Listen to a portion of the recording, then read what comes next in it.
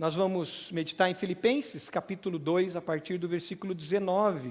Então já te convido a deixar aí a sua Bíblia aberta, pode pegar uma caneta no bolso da frente, abrir seu bloco de notas, que eu tenho certeza que Deus vai falar com você, como falou comigo e tem falado comigo nessa palavra. Nós estamos na série Além da Resiliência. Pela manhã, essa série trabalha o livro de Filipenses, e à noite nós temos uma série também trabalhando o Além da Resiliência, mas focado em biografias. Então, no nosso culto das 18 horas, nosso culto agora é às 18, nós temos crescido muito, aprendido muito. Hoje à noite o pastor Roberto vai trazer a mensagem no culto das 18 horas, também falando sobre personagens que foram além da resiliência a partir das biografias desses homens e mulheres. Nós aprendemos muito, temos aprendido muito nesse tempo dessa série sobre como ir além da resiliência, como ir além da superação humana. As pessoas superam. Resiliência é algo que existe na vida do ser humano, é uma bênção de Deus para todos nós, mas nós podemos ir além da resiliência. Nós aprendemos sobre virtudes que nos dão condições de enfrentar os desafios. Talvez você não esteja enfrentando um desafio, mas sabemos que nesse mundo temos aflições, temos lutas, e precisamos sempre estar preparados para enfrentar os desafios. Falamos sobre gratidão, falamos sobre resgate de memórias, falamos sobre a humildade, o ser servo, muitas virtudes que nos dão essa força de resistência e resiliência. Hoje nós vamos falar de algo muito importante para que a gente possa viver de fato a resiliência e ir além da resiliência, que são as amizades. Como é importante ter amigos. Fale para a pessoa do lado aí, quantos amigos você tem? Quantos amigos você tem?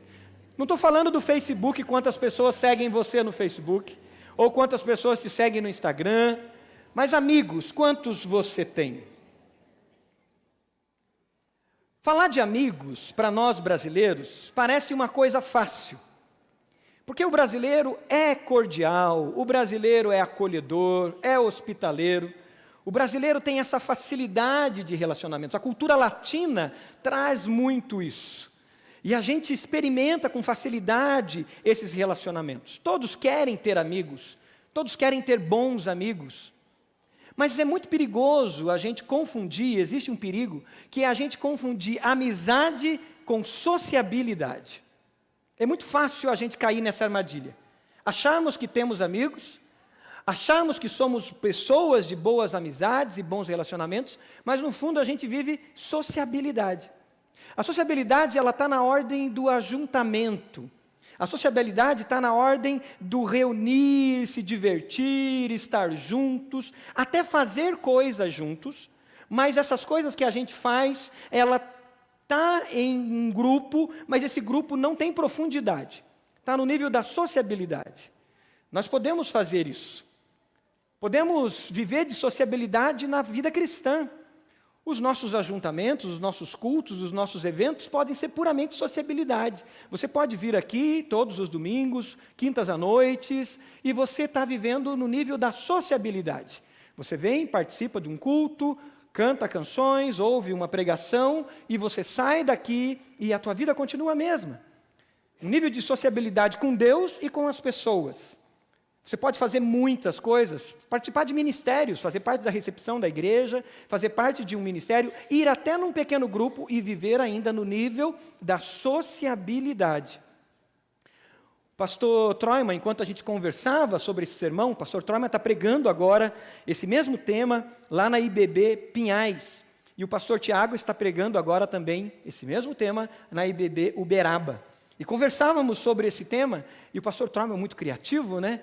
Ele falou o seguinte: olha, eu acho que tem algumas pessoas que sofrem de TDAH. Eu falei, sim, tem muitas pessoas que têm isso, eu acho que eu também tenho um pouquinho de TDAH. Ele falou, não, mas não é esse TDAH que eu estou falando.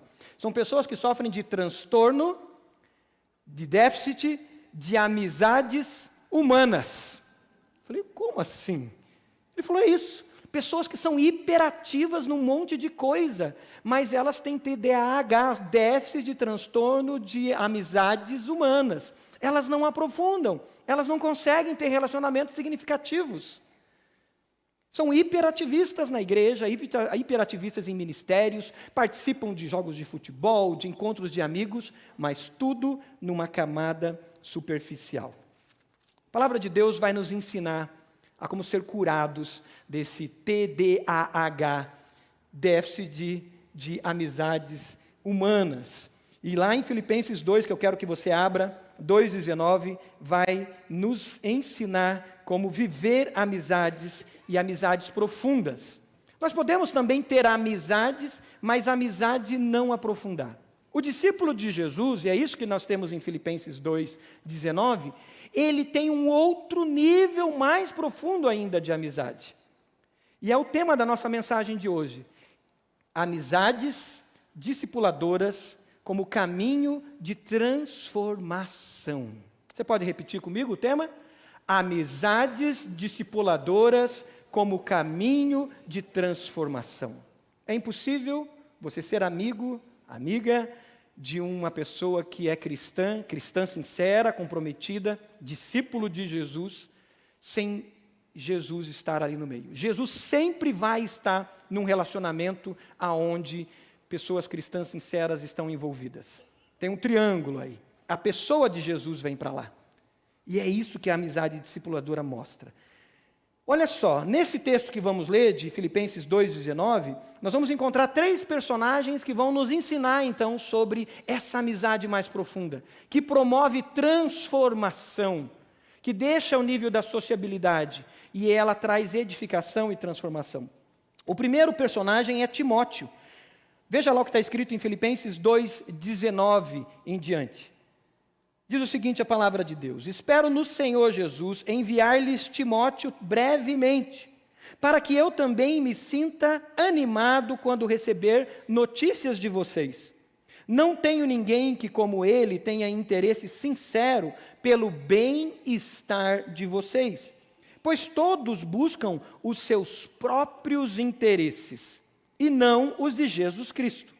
Mas vocês sabem que Timóteo foi aprovado, porque serviu comigo no trabalho do Evangelho, sublinhe isso agora, como um filho ao lado de seu pai. Portanto, é ele quem espero enviar, tão logo me certifique da minha situação, confiando no Senhor, que em breve também poderei estar com vocês. Paulo apresenta aqui um personagem, uma pessoa, um homem, que nos ensina um nível de amizade fundamental para a vida cristã. Ele fala de Timóteo e fala de Timóteo como um filho. Quando você vai para o texto ali, no versículo 22, a gente encontra Paulo dizendo que Timóteo foi aprovado. Ele passou no teste, ele foi aprovado, ele foi forjado. E o texto continua dizendo, porque serviu comigo no trabalho do Evangelho, mas eu pedi para a gente sublinhar essa palavra, como um filho ao lado de seu pai. Paulo tem em mente aqui o que era comum naquela cultura da época, e até algum tempo atrás, onde os filhos, eles aprendiam com seus pais as suas profissões.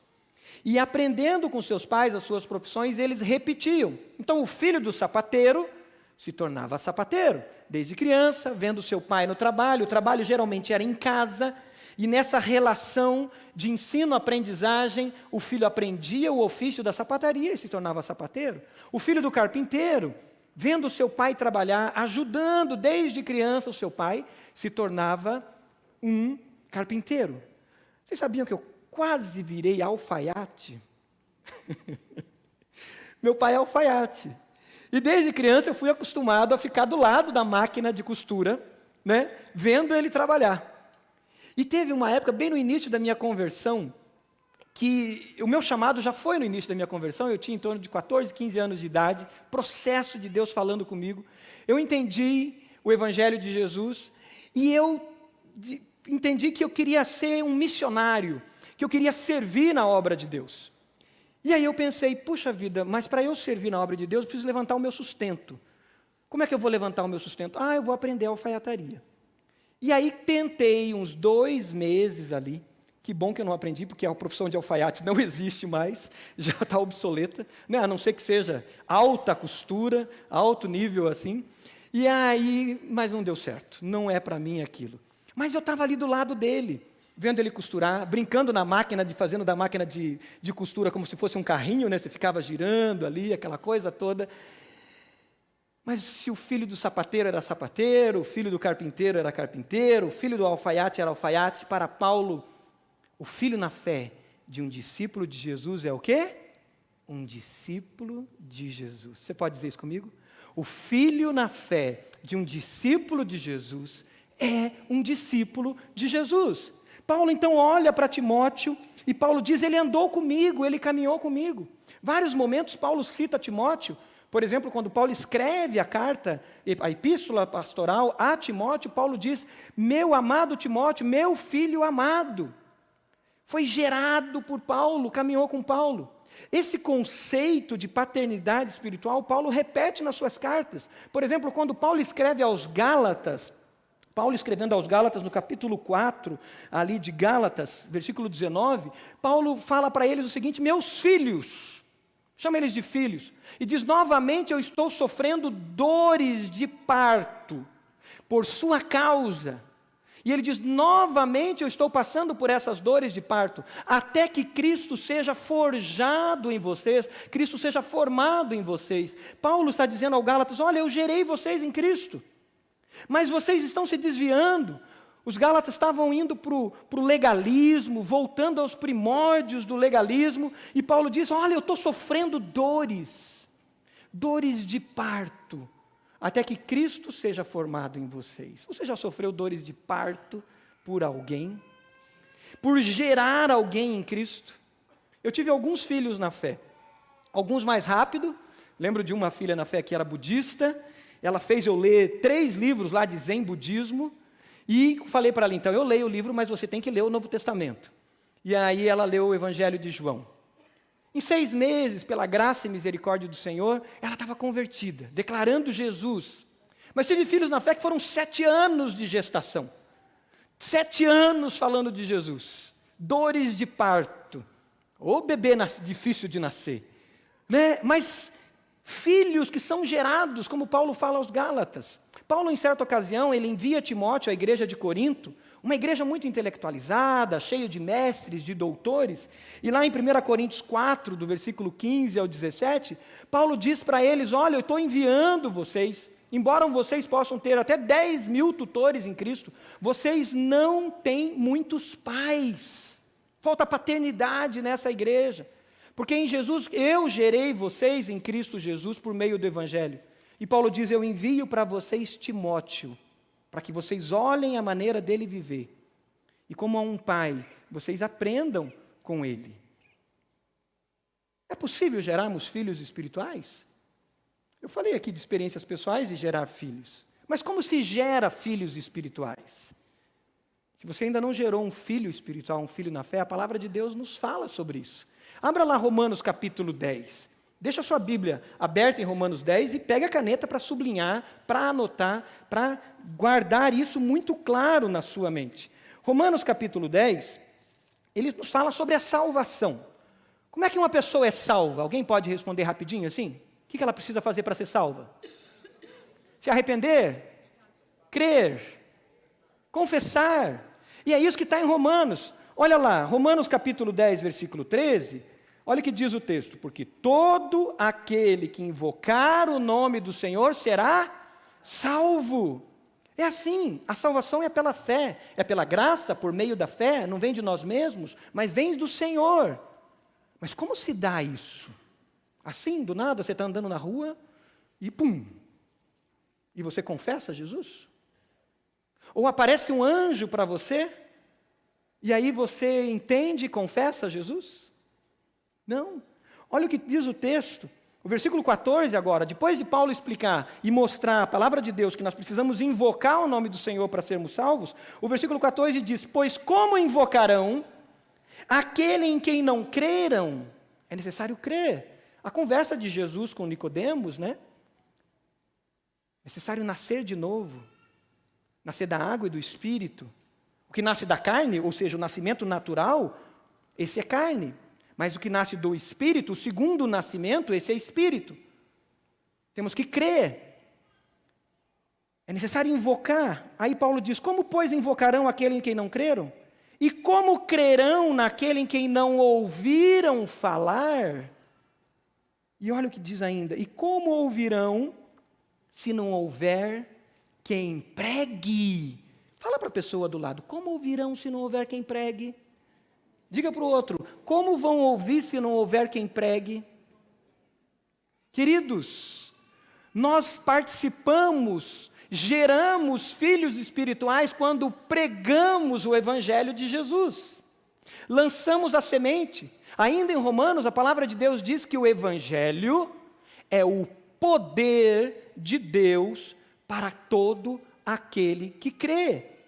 O Evangelho é essa dinamite, é esse poder do Senhor que invade o coração das pessoas, e ali o Espírito Santo convence do pecado, da justiça e do juízo, e nasce uma nova pessoa. Mas nós temos que pregar, nós temos que anunciar. Romanos 10 ainda vai dizer algo mais. Ele diz no versículo 17, sobre a fé, ele diz, olha, consequentemente a fé vem pelo e o ouvir a mensagem é ouvida mediante a palavra de Cristo. A Ione falou esses dias para mim uma brincadeira lá que ela quer fazer nos casais, os casais master, não é isso, Ione? Eu lembrei dela hoje, que dizia assim, está na palavra ou está amarrado? Era isso? Está na Bíblia ou está amarrado?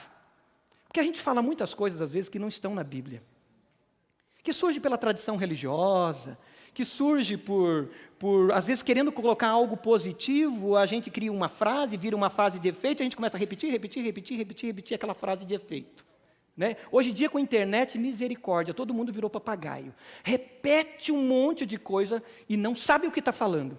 E dizem por aí que Francisco de Assis, eu fui pesquisar, diz que não foi o Francisco, mas dizem por aí que o Francisco de Assis dizia uma frase: pregue o Evangelho o tempo todo, se possível, ou não lembro outra palavra, se possível, com palavras.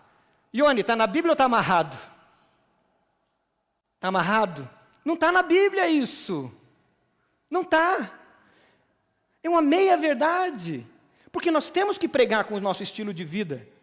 Está certo. E pegar o coitado do Francisco para isso, porque o Francisco de Assis era um cara que tinha um testemunho, cuidado com os pobres, cuidado com os necessitados, e colocaram na boca dele uma coisa que ele não falou. Mas não está nem na Bíblia e nem com Francisco. Por quê? Porque o testemunho nosso é o primeiro passo como sal e luz para que alguém se interesse pelo Evangelho. Mas se eu não abrir a minha boca, se eu não proclamar o Evangelho, não eu lanço semente no coração daquela pessoa. Porque a fé vem pelo ouvir, e o ouvir da palavra de Cristo. O Evangelho, ou a proclamação do Evangelho, é o poder de Deus para a salvação de todo aquele que crê. Então nós precisamos proclamar. Talvez você ainda não gerou um filho na fé, porque você tem dado o primeiro passo do Evangelho, que é dar um bom testemunho. Aleluia! Temos que dar um ótimo testemunho. Mas a gente precisa abrir a nossa boca. E é hora de chegar para aquele seu amigo do trabalho, chegar para aquela sua amiga, chegar para aquela pessoa que participa dos encontros sociais com você e dizer assim: querido, eu quero te dizer um negócio muito importante. Você sabe que eu te amo. Você sabe que a gente caminha junto há tanto tempo. Mas saiba que Jesus é o único Salvador. Saiba que sem Jesus nós estamos condenados. E que esse mundo está longe de Deus. Saiba que o que motiva a amar você não sou eu mesmo, mas é Jesus que coloca amor em mim. Então é necessário se arrepender, admitir que somos pecadores e confessar Jesus como seu único e suficiente Salvador. Se entregar a Jesus, em render a sua vida a Jesus e dizer: eu quero isso na sua vida. Você aceita Jesus? E proclamar Jesus a essa pessoa. porque senão você não lança a semente do Evangelho. O nosso testemunho prepara o caminho, o nosso testemunho limpa as pedras, os espinhos, espanta as aves de rapina, mas sem a proclamação do Evangelho não há semente. Você pode dizer para a pessoa do lado: vamos evangelizar? Vamos lançar a semente? Vamos gerar filhos espirituais para a glória de Deus? Esse é o nosso desafio, queridos. Eu fiquei muito feliz essa semana. Uma jovem que faz o curso de Oceania na UFPR, no litoral, ela decidiu abrir um grupo farol. E ela disse assim: pastor, eu quero abrir esse grupo farol lá no curso de Oceania, porque eu tenho muitos amigos, mas eu quero uma oportunidade de testemunhar explicitamente de Jesus para eles. E nesse grupo farol, eu quero testemunhar de Jesus para eles. E abriu até uma página no Instagram chamada Grupo Farol. Aleluia por isso. Você pode celebrar com palmas? Porque isso é uma jovem querendo proclamar Jesus. É anunciar o Evangelho. Como é que você tem testemunhado? Tem proclamado? Quem são os filhos na fé que você tem gerado? Quem são os filhos na fé que você está sofrendo dores de parto, porque ainda não nasceu, mas você está lá orando, clamando e gerando em oração e em palavras e em testemunho? O Senhor quer te fazer um pai, uma mãe, um jovem, um adolescente que tem muitos filhos espirituais, filhos na fé. Esse é o primeiro nível, e um nível profundo de amizade discipuladora. Mas tem um outro nível que o segundo personagem aqui vai nos mostrar. O segundo personagem é Epafrodito, e ele está aqui no versículo 23, 25 em diante, e ele vai nos ensinar também sobre a amizade discipuladora. O versículo 25 em diante diz assim: contudo, penso que será necessário enviar-lhes de volta Epafrodito, meu irmão, sublinha isso, cooperador e companheiro de lutas, mensageiro que vocês enviaram para atender às minhas necessidades, pois ele tem saudade de todos vocês e está angustiado, porque ficaram sabendo que ele esteve doente. De fato, ficou doente e quase morreu. Mas Deus teve misericórdia dele, e não somente dele, mas também de mim, para que eu não tivesse tristeza sobre tristeza. Por isso logo o enviarei, para que quando o virem novamente, fiquem alegres, e eu tenha menos tristeza. E peço que vocês o recebam do Senhor com grande alegria, e honrem a homens como este, porque ele quase morreu por amor à causa de Cristo, arriscando a vida para suprir a ajuda que vocês não podiam me dar. Essa igreja de Filipos era uma igreja amiga de missões, uma igreja que amava missões, uma igreja que amava o apóstolo Paulo, uma igreja que era amiga do grande apóstolo Paulo. E essa igreja reúne-se e ela entrega uma oferta. E agora ela encontra um homem, eu imagino um culto, um encontro, dizendo: quem vai poder levar essa oferta ao apóstolo Paulo? E Epafrodito levanta a mão, os líderes, bispos, diáconos daquela igreja se reúnem e dizem: Epafrodito, está aqui o dinheiro, e você tem a missão de levar essa oferta lá para Roma. Mais de 1.200 quilômetros de Filipo até Roma. Epafrodito vai, correndo risco de vida, assaltos, poderia morrer, risco de doenças. Mais de um mês de viagem, ele chega a Roma. Naquele tempo e naquela situação, Paulo pagava as despesas da sua prisão. Não tinha algumas mordomias que nós temos aqui. Então você pagava as despesas da sua prisão. E Paulo precisava dos recursos. E aí esses recursos chegam, aquela igreja generosa envia. E Epafrodito fica doente, fica muito doente.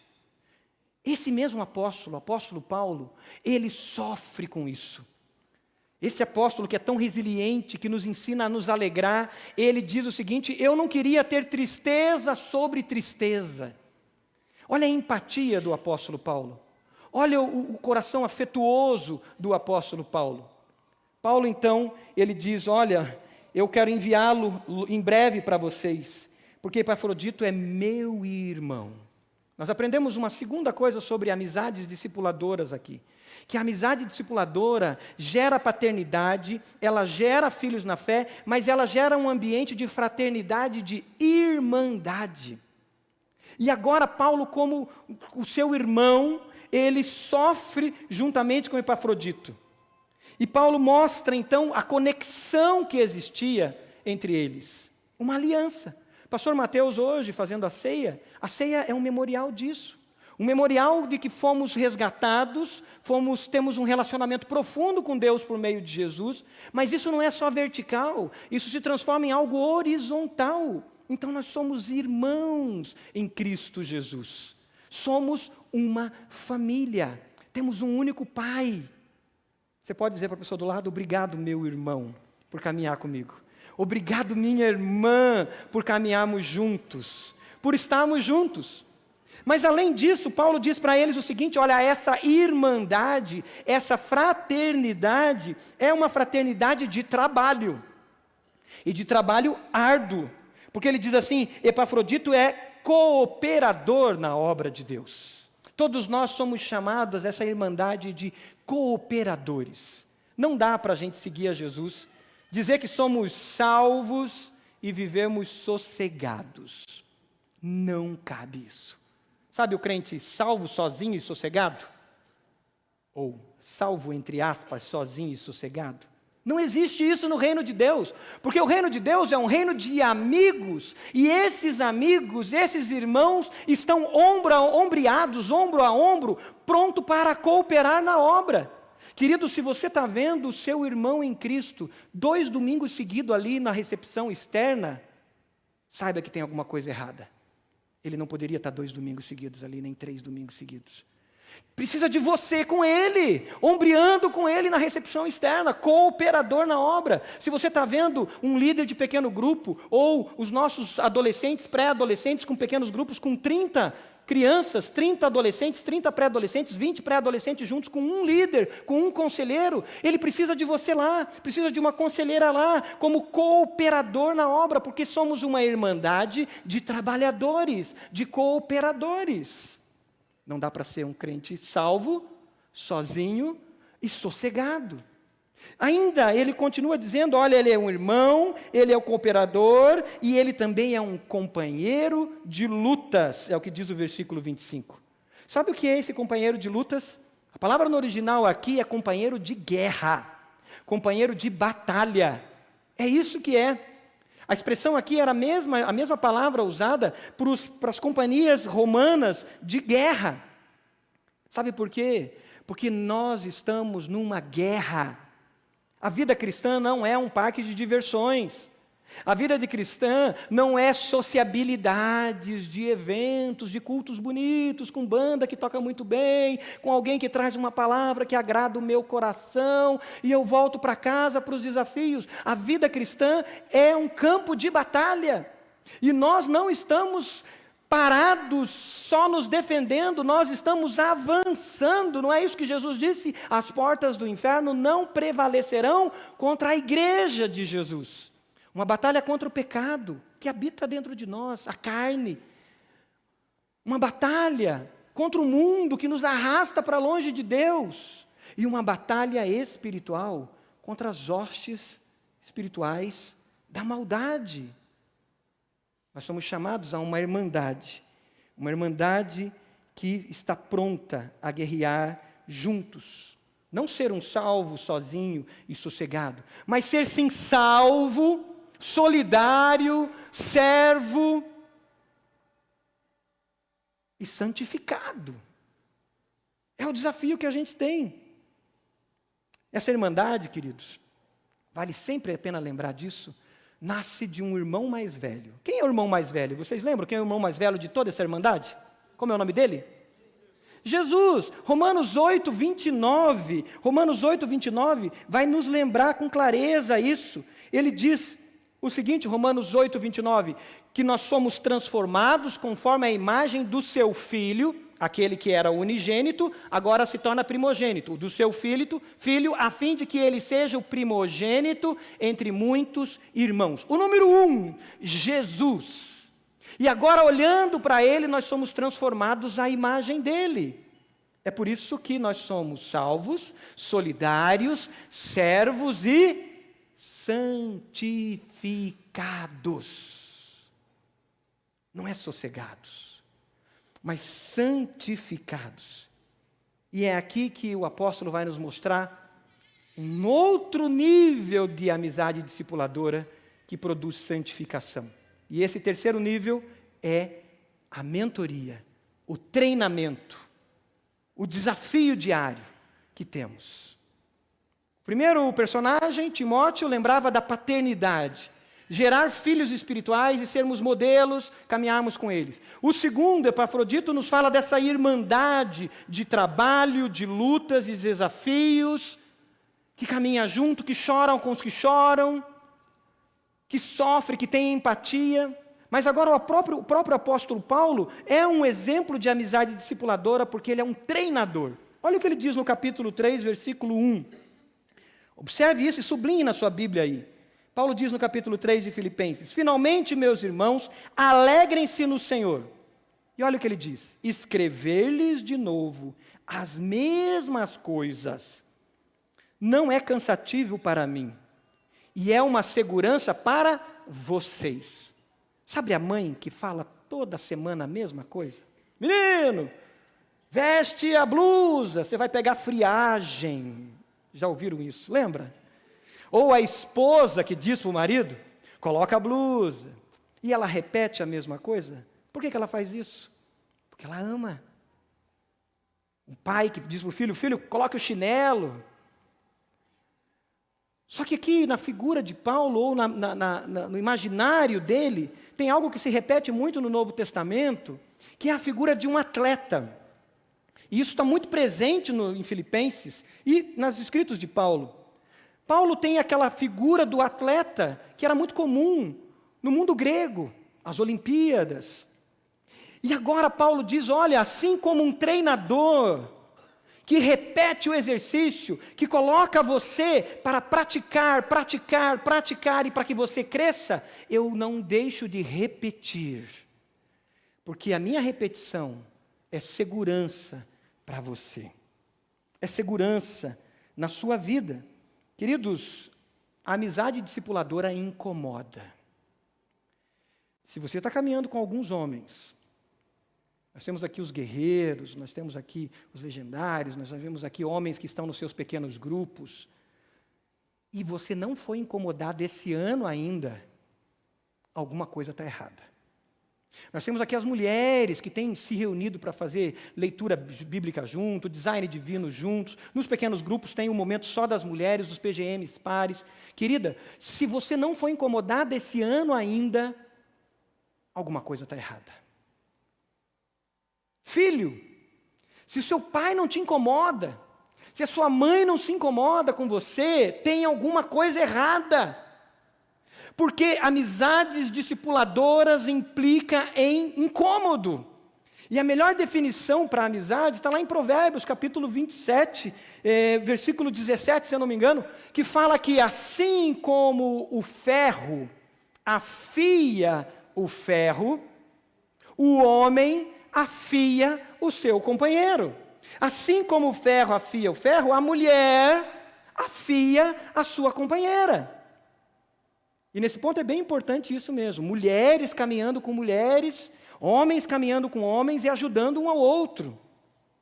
Só que incomoda, porque o ferro no ferro esquenta. O ferro no ferro causa atrito, não causa? Sai faísca. E é necessário que isso aconteça para que haja crescimento. É só o ferro afiando o ferro que há espaço para mudança, para trabalhar aquele ferro. E isso incomoda. A chapa precisa esquentar. A chapa não está esquentando? Cuidado, tem algo errado.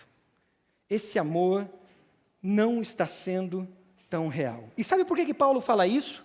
Olha, volta lá para Filipenses 3, o versículo 2, ele diz: cuidado com os cães, cuidado com esses que praticam o mal, cuidado com a falsa circuncisão, pois nós é que somos a circuncisão, nós que adoramos pelo Espírito de Deus, que nos gloriamos em Cristo Jesus e não temos confiança alguma na carne.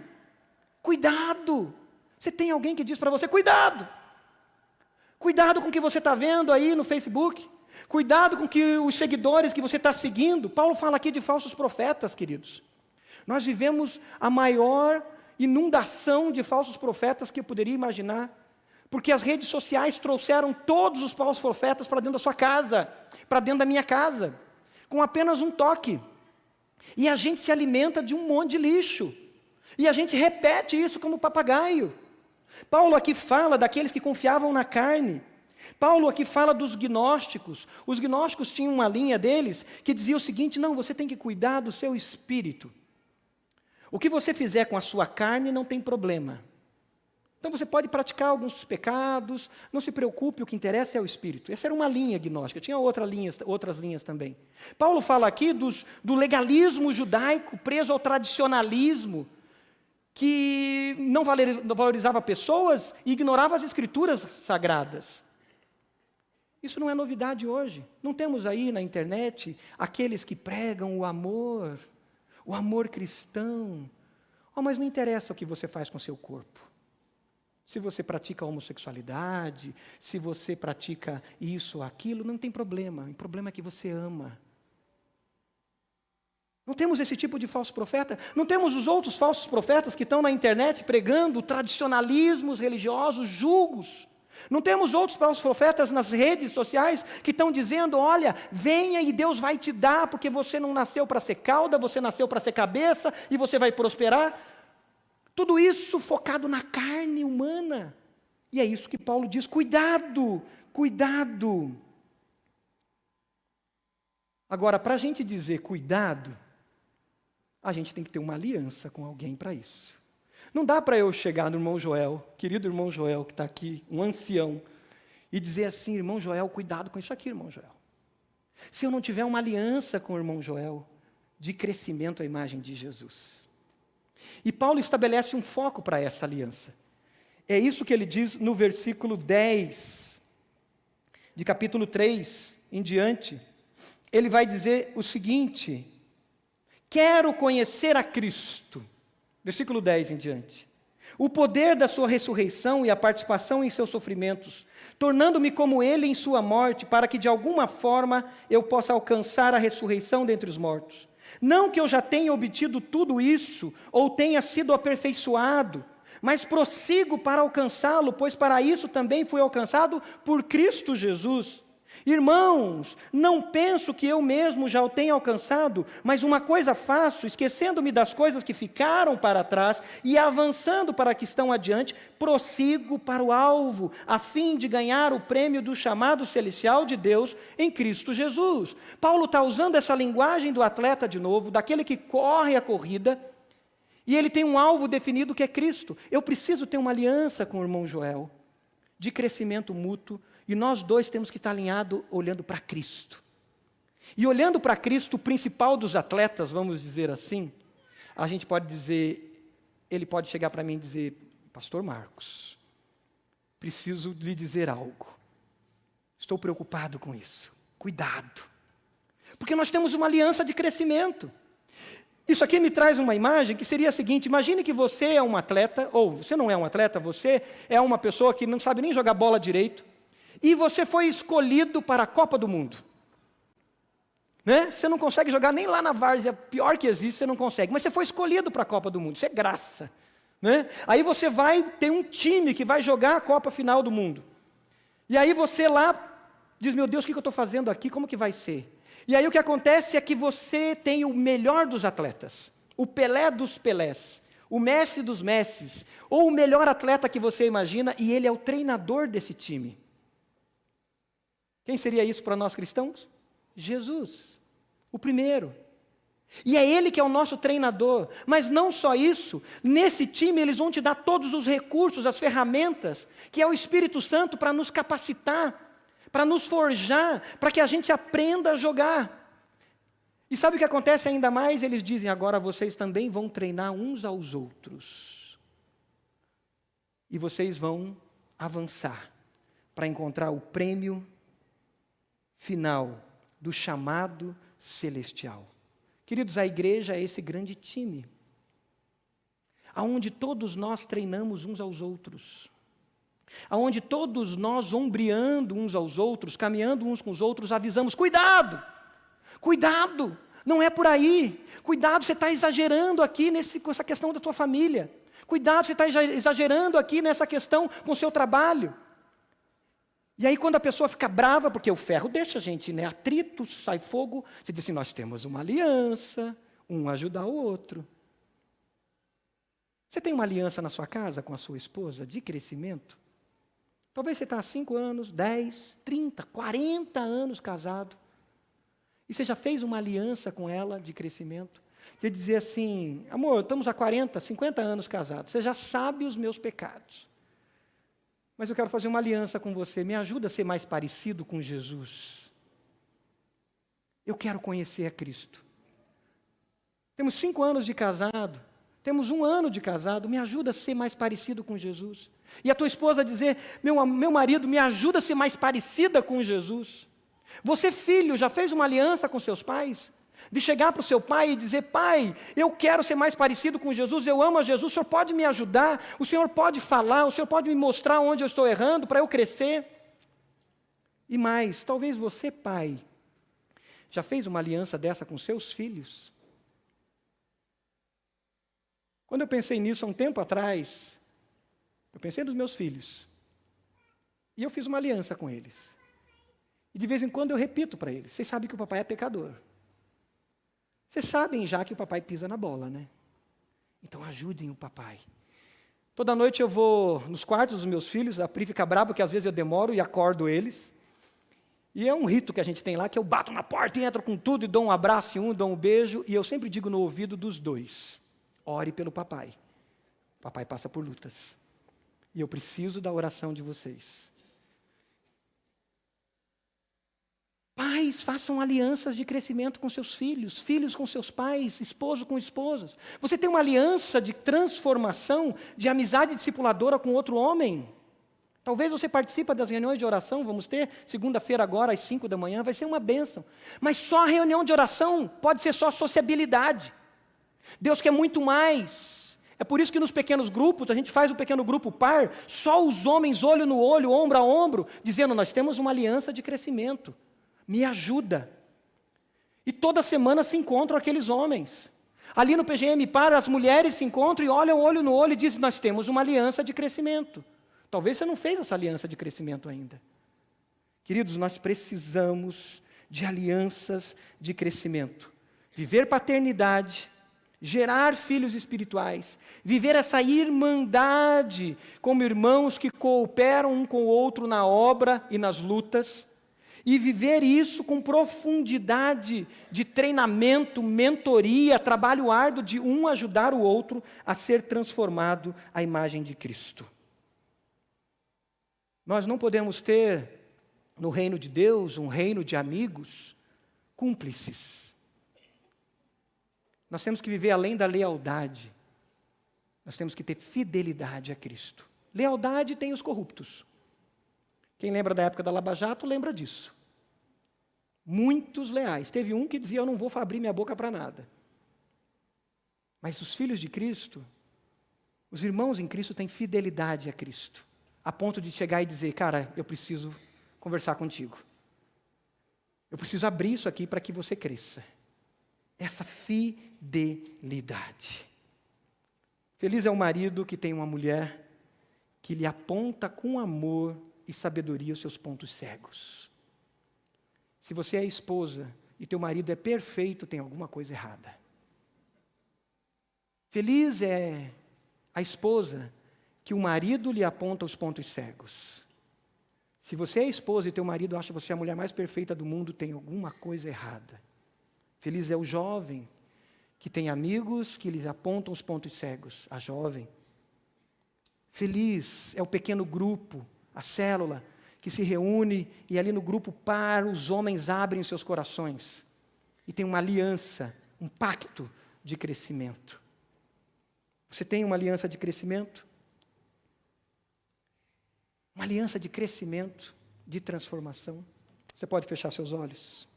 O que o Espírito Santo já te apontou? O Senhor quer te levar para um nível mais profundo. Além da sociabilidade.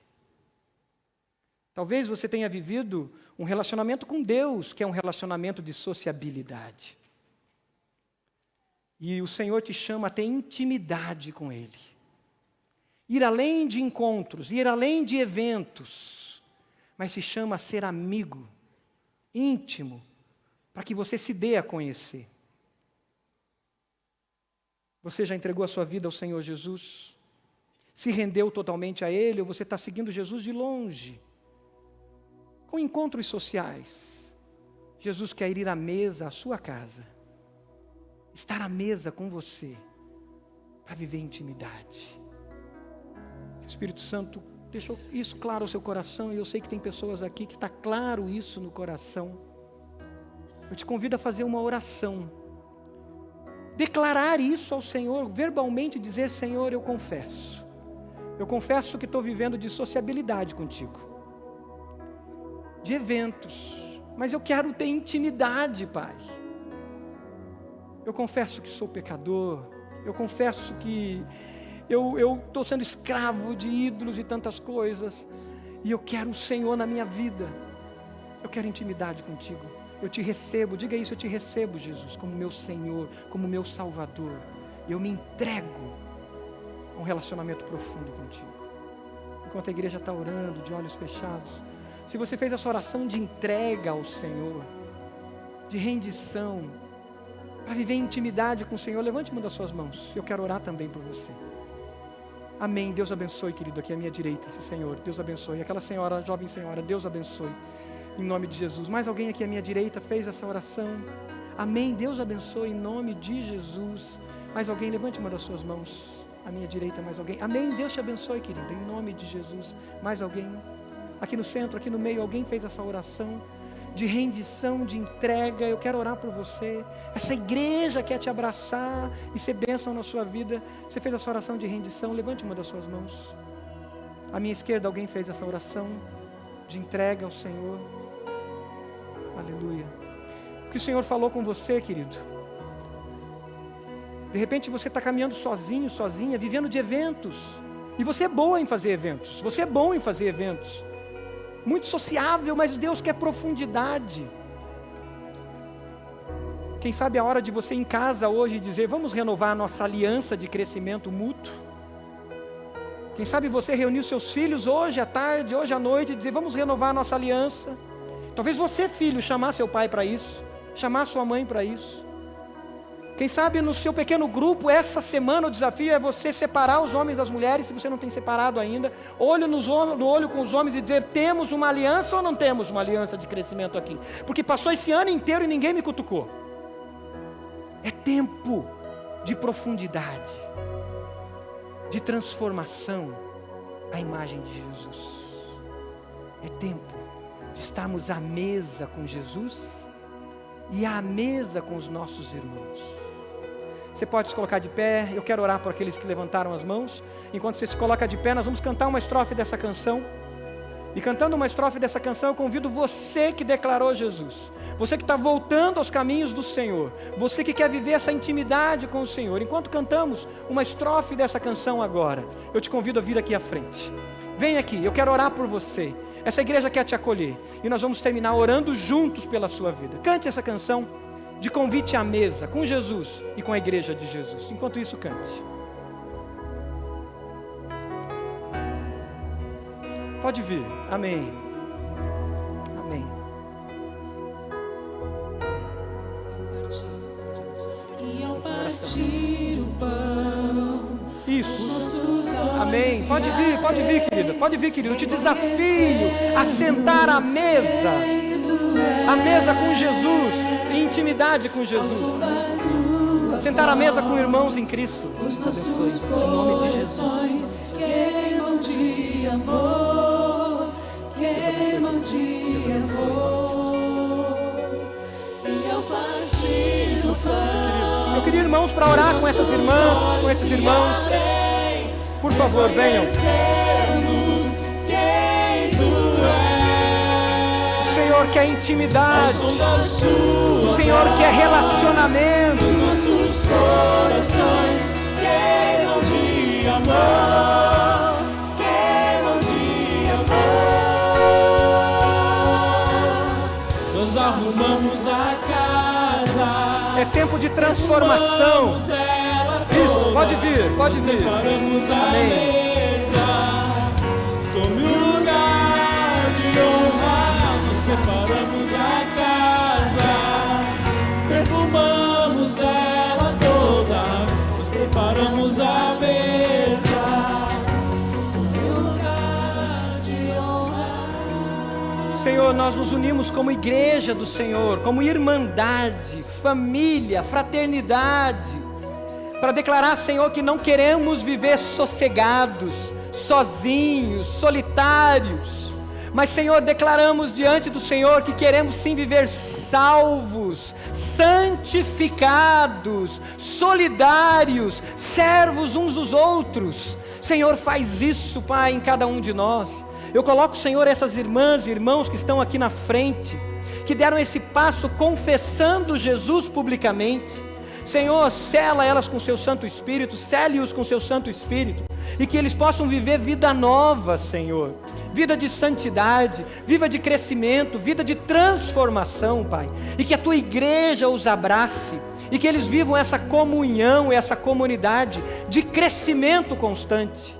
E a nós outros, Pai, não permita que caminhemos sozinhos, Senhor, mas que nós possamos nos abrir em amizades discipuladoras, amizades transformadoras, amizades que levam a gente a ser transformado à imagem de Jesus. Faz isso, Senhor, santifica o Teu povo e usa o Teu povo, Pai, uns aos outros para serem santificados. Seja com a Tua igreja, Senhor, glorifica o Teu nome, é a nossa oração em nome de Jesus. Amém.